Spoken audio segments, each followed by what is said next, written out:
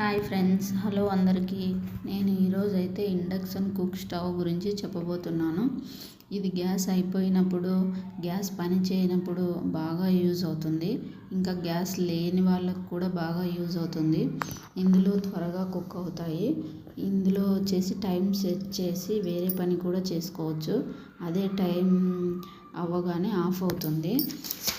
ఇంకా ఇది ఎలా వాడాలో, ఎలా వాడకూడదో ముందుగా తీసుకున్న వాళ్ళకి, ఇక ముందు తీసుకోయే వాళ్ళకి ఈ వీడియో చాలా హెల్ప్ అవుతుందని అనుకుంటున్నాను. నేను ఇది ఫ్లిప్కార్ట్లో తీసుకున్నాను ఆఫర్ ఉన్నప్పుడు నాకు 1500కి వచ్చింది. ఈ బాక్స్ పైన బేసిక్ ఫీచర్స్ ఇచ్చారు. ఇది 1 year వ్యారంటీతో వస్తుంది. ఇది 1800 watts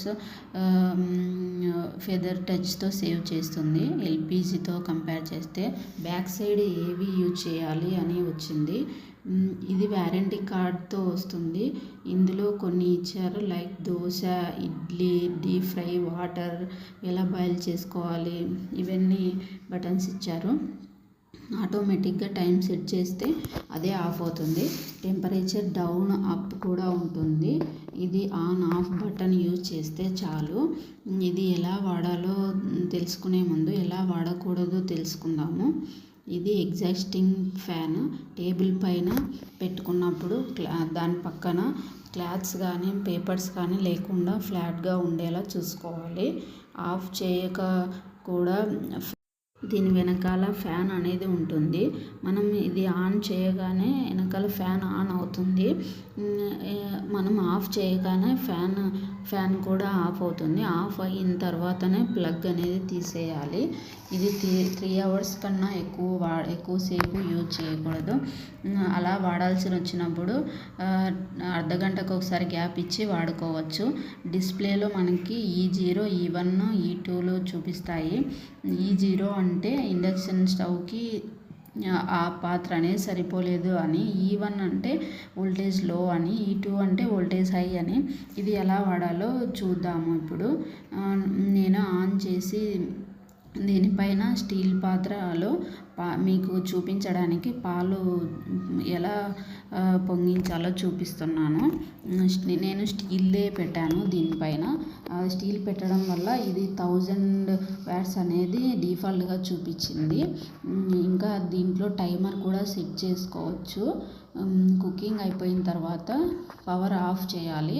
డైరెక్ట్గా స్విచ్ ఆఫ్ చేయకూడదు. వెనకాల ఫ్యాన్ అనేది ఆఫ్ అయిన తర్వాత ప్లగ్ తీసేయాలి. ఇందులో వోల్టేజ్ వచ్చేసి 2000 హైయెస్ట్ వోల్టేజు, 400 వచ్చేసి లోయెస్ట్ వోల్టేజు. మనం ఎక్కించుకోవాలనుకుంటే ఎక్కించుకోవచ్చు, తగ్గించుకోవాలనుకుంటే తగ్గించుకోవచ్చు. నేను ఇప్పుడు దీనిపైన పాలు పెట్టి చూపిస్తున్నాను కదా, పాలు అనేది పొంగడానికి నేను ఎక్కిస్తున్నాను. వోల్టేజ్ వచ్చేసి 1800 పెట్టాను కదా, ఇప్పుడు బాయిల్ అవుతున్నాయి. ఇక్కడ కింద వచ్చేసి ఇంకొక లైట్ ఆన్ అయింది చూడండి. బాయిలింగ్కి వాటర్ కానీ పాలు కానీ ఇలా బాయిలింగ్కి అది లైట్ అనేది ఆన్ అవుతుంది డిఫాల్ట్గా.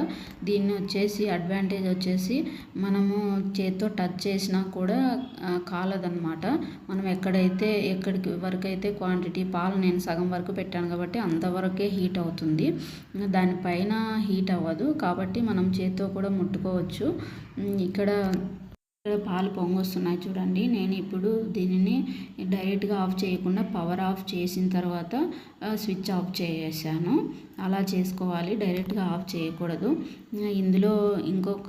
ఇందులో మనకి డిసడ్వాంటేజెస్ కూడా ఉన్నాయి. అవేంటో చూద్దాము. అన్ని వెజల్స్ దీనిపైన యూజ్ చేయలేము. స్టీలు, ఐరన్ మాత్రమే యూజ్ చేయగలము. ఇది పవర్ కట్ అయినప్పుడు పని చేయదు. దీనిపైన పెద్దవి యూజ్ చేయలేము. ఇవి డిసడ్వాంటేజెస్. దీనిపైన ఇప్పుడు నేను క్యాస్ట్ ఐరన్ పెట్టి చూస్తున్నాను. ఇది కూడా వర్కౌట్ అవుతుంది. 1000 చూపిస్తుంది. దీనిని చాలా జాగ్రత్తగా యూజ్ చేయాలి, చాలా కేర్ఫుల్గా చేయాలి. ఇది కరెంట్ది కాబట్టి. మీకు ఇంకా ఏమైనా డౌట్ ఉంటే నాకు కామెంట్ చేయండి, ఆన్సర్ చేస్తాను. ఈ వీడియో నచ్చినట్లయితే లైక్ చేయండి, సబ్స్క్రైబ్ చేయండి, షేర్ చేయండి.